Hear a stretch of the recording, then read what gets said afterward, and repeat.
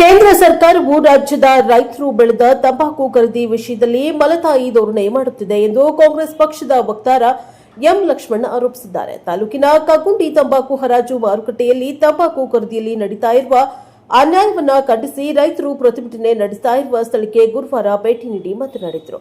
28% GST ಇದ್ದ ರೈತರ ತಂಬಾಕಿಗೆ 40% ಏರಿಸಿದ್ದು, ಜೊತೆಗೆ ಎಕ್ಸೈಸ್ ಡ್ಯೂಟಿ ಎಂದು 18% ವಿಧಿಸಿದ್ದು, ತಂಬಾಕು ಬೆಲೆ ಕುಸಿತದಿಂದ ನಷ್ಟ ಕಂಡು ರೈತರಿಗೆ ಆಗಿರುವ ಗಾಯದ ಮೇಲೆ ಮತ್ತಷ್ಟು ಬೆಲೆ ಎಳೆದಿದ್ದಾರೆ ಎಂದು ದೂರಿದ್ದಾರೆ. ಆಂಧ್ರಪ್ರದೇಶದಲ್ಲಿ ಪ್ರತಿ ಕೆಜಿಗೆ 472 ರೂಪಾಯಿಗಳನ್ನು ತಂಬಾಕು ಖರೀದಿ ಕಂಪನಿಗಳು ಮತ್ತು ಅಧಿಕಾರಿಗಳು ನೀಡಿದ್ದು, ಕರ್ನಾಟಕ ರಾಜ್ಯದ ಅದರಲ್ಲೂ ಪಿರಿಯಾಪಟ್ಟಣ ಮತ್ತು ಹುಣಸೂರು ಭಾಗದಲ್ಲಿ ಬೆಳೆಯುವಂತಹ ಪ್ರಪಂಚದಲ್ಲಿ ಉತ್ತಮ ಗುಣಮಟ್ಟದ ತಂಬಾಕು ಎಂದು ಪ್ರಸಿದ್ಧಿಯಾಗಿದ್ದರೂ ಸಹ ಕೆಜಿಗೆ ಕೇವಲ 280 ರೂಪಾಯಿಗಳನ್ನು ನೀಡಲಾಗುತ್ತಿದೆ. ಇಲ್ಲಿನ ತಂಬಾಕು ಮಂಡಳಿ ಮತ್ತು ಕೆಲವು ಖಾಸಗಿ ಕಂಪನಿಗಳ ಹೊಂದಾಣಿಕೆಯಿಂದ ರಾಜ್ಯದ ರೈತರಿಗೆ ಭಾರಿ ಅನ್ಯಾಯ ಮಾಡುತ್ತಿದ್ದು, ಇದರಲ್ಲಿ ಕೇಂದ್ರ ಸರ್ಕಾರದ ಧೋರಣೆ ಎದ್ದು ಕಾಣುತ್ತಿದೆ ಎಂದು ಲಕ್ಷ್ಮಣ ಲೇವಡಿ ಮಾಡಿದ್ದಾರೆ. ಈ ಸಂದರ್ಭದಲ್ಲಿ ರೈತ ಮುಖಂಡರಾದ ಶ್ರೀನಿವಾಸ್, ಪುಟ್ಟರಾಜು, ಶಫಿ ಸೇರಿದಂತೆ ನೂರಾರು ರೈತರು ಹಾಜರಿದ್ದರು. ಬ್ಯೂರೋ ರಿಪೋರ್ಟ್, ಪ್ರಜಾಪ್ರಭುತ್ವ ಟಿವಿ, ಪಿರಿಯಾಪಟ್ಟಣ. ಆಂಧ್ರ ಪ್ರದೇಶದಲ್ಲಿ ನಿನ್ನೆ ದಿವಸ ಹರಾಜಾಗಿರುವಂಥದ್ದು 472 ರೂಪಾಯಿ ಹೋಗಿದೆ. 472 ರೂಪಾಯಿ ಹರಾಜು ಮಾಡಿದ್ದಾರೆ.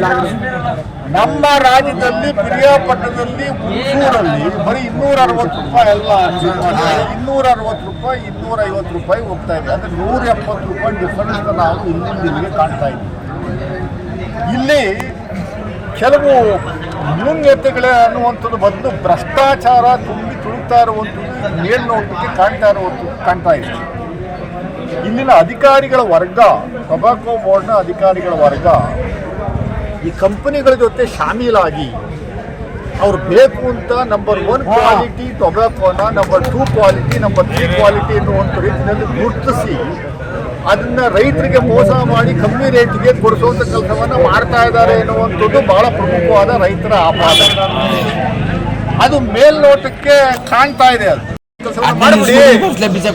ಅದು ಈ ಬೀಜ ನೋಡಿದ್ರೆ ನೀವು ರೈತರು ಹೇಳ್ತಾರೆ, ನಾವು ಚಿನ್ನ ಬೇಕಾದ್ರೆ ಕೊಂಡ್ಕೊಬೋದು, ಬೀಜ ಕೊಂಡ್ಕೊಳ್ಳೋಕ್ಕಾಗಲ್ಲ, ರೇಟನ್ನು ಫಿಕ್ಸ್ ಮಾಡುವಂಥ ಕೆಲಸವನ್ನು ಇವರು ಮಾಡ್ತಾವ್ರೆ.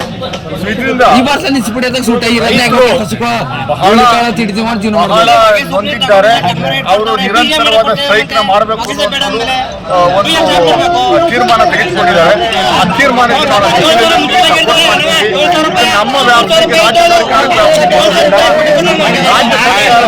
ಬರೋದಿಲ್ಲ. ಇದು ಕೇಂದ್ರ ಸರ್ಕಾರದ ವ್ಯಾಪ್ತಿಗೆ ಬರುವಂಥದ್ದು. ಕೇಂದ್ರ ಸರ್ಕಾರ ಟೊಬ್ಯಾಕೋ ಮಂಡಳಿ, ಟೊಬ್ಯಾಕೋ ಬೆಳೆಗಾರರು ಮಾರುವಂಥದ್ದು, ಮಾರಾಟ ಮಾಡ್ತಾ ಇರುವಂಥ ಆ ಹೊಗೆ ಸೊಪ್ಪು, ಆ ಮಂಡಳಿ ಎಲ್ಲ ಸಂಪೂರ್ಣವಾಗಿ ಕೇಂದ್ರ ಸರ್ಕಾರದ ವ್ಯಾಪ್ತಿಗೆ ಬರುವಂಥದ್ದು. ಇತ್ತೀಚಿನ ದಿನಗಳಲ್ಲಿ ಕೇಂದ್ರ ಸರ್ಕಾರ ಟೊಬ್ಯಾಕೋ ಮೇಲೆ 28% GST ಆಗ್ತಾ ಇದ್ದಿದ್ದು 40% ಜಾಸ್ತಿ ಮಾಡಿದ್ದಾರೆ. 40% ಮಾಡಿದ್ದಾರೆ. ಈಗ ಫೆಬ್ರವರಿ 1ನೇ ತಾರೀಕಿಂದ 40% ಅದು ಟ್ಯಾಕ್ಸ್ ಬೀಳ್ತಾ ಇರುವಂಥದ್ದು. ಡಿಸೆಂಬರ್ 2025 31ನೇ ತಾರೀಕು ಡಿಸೆಂಬರ್ 2025ರಲ್ಲಿ ಅಡಿಷನಲ್ ಆಗಿ ಈ ನಾನ್ ಮ್ಯಾನುಫ್ಯಾಕ್ಚರ್ಡ್ ಟೊಬ್ಯಾಕೋ ಅಂದರೆ ಬಗೆ ಸೊಪ್ಪು, ಟೊಬ್ಯಾಕೋ ಇನ್ನು ಮ್ಯಾನುಫ್ಯಾಕ್ಚರ್ ಆಗದೇ ಇರುವಂಥ ಹಂತದಲ್ಲಿರುವಂಥ ಮೆಟೀರಿಯಲ್ಗೆ 18% ಎಕ್ಸೈಸ್ ಡ್ಯೂಟಿ ಹಾಕಿದ್ರು ಕೇಂದ್ರದವರು. 18%, 40% GST ಅಲ್ಲದೆ 18% ಹೊಗೆ ಸೊಪ್ಪಿನ ಮೇಲೆ ಎಕ್ಸೈಸ್ ಡ್ಯೂಟಿ ಹಾಕುವಂಥ ಕೆಲಸವನ್ನು ಮಾಡಿದ್ರು. ಅದನ್ನು ದೊಡ್ಡ ಮಟ್ಟದಲ್ಲಿ ಈ ಭಾಗದ MP ಅವರು, ಆಮೇಲೆ ನಮ್ಮ ಕೇಂದ್ರ ಮಂತ್ರಿ ಎಸ್ ಡಿ ಕುಮಾರಸ್ವಾಮಿಯವರು, ಪಿಯೂಷ್ ಗೋಯಲ್ ಅವ್ರನ್ನ ಮತ್ತು ನಿರ್ಮಲಾ ಸೀತಾರಾಮನ್ ಅವ್ರು ಭೇಟಿ ಮಾಡಿ ಒಂದು ಪತ್ರವನ್ನು ಕೊಟ್ಟು 18% ನೀವು ಇಳಿಸಬೇಕು, ಹಾಕೋದಕ್ಕೆ ಅವಕಾಶ ಎಲ್ಲ ಹಾಕಬಾಡಿ ಅಂತ ಹೋಗಿ ಒಂದು ಪತ್ರ ಕೊಟ್ಟ ಮೇಲೆ ಅದನ್ನು ವಾಪಸ್ ತಗೊಳ್ಳುವಂಥ ಕೆಲಸವನ್ನು ಮಾಡೋದು. ಅಂದರೆ ಇಲ್ಲಿ ಭಾಳ ಸ್ಪಷ್ಟವಾಗಿ ಏನು ಗೊತ್ತಾಗ್ತಾ ಇದೆ ಅಂತಂದರೆ, ಕೇಂದ್ರ ಸರ್ಕಾರ ಡಿಸೆಂಬರ್ 2025 ಒಂದು ವರ್ಷದ ಹಿಂದೆ 15% ಎಕ್ಸೈಸ್ ಡ್ಯೂಟಿ ಆಗುವಂಥದ್ದು ಒಂದಾದರೆ, ಆದರೆ ಒಂದು ತಿಂಗಳಾದ ಮೇಲೆ ಗಲಾಟೆ ಮಾಡ್ದಂಗೆ ಇನ್ಯಾರೋ ಒಂದು ಮನವಿ ಕೊಟ್ಟಂಗೆ ಅದನ್ನು ಕಮ್ಮಿ ಮಾಡ್ದಂಗೆ ಮಾಡಿಕೊಂಡು ಎಲ್ಲ ಕಮ್ಮಿ ಆಗೋಯ್ತು, ಏನೋ ಮಾಡೋಗೋಯ್ತು ಅಂತ ಅದು ಬಿಡಿಸುವಂಥ ಕೆಲಸವನ್ನು, ಪ್ರಚಾರ ತೆಗೆದುಕೊಳ್ಳುವಂಥ ಕೆಲಸ ಮಾತ್ರ ಮಾಡ್ತಾ ಇರೋ ಹೊತ್ತು ನಾವು ಕಾಣ್ತಾ ಇದ್ದೀವಿ. ಅದರಿಂದ ನಾವು ಹಿಂದೇನು ಕೂಡ ನಾನು ಈ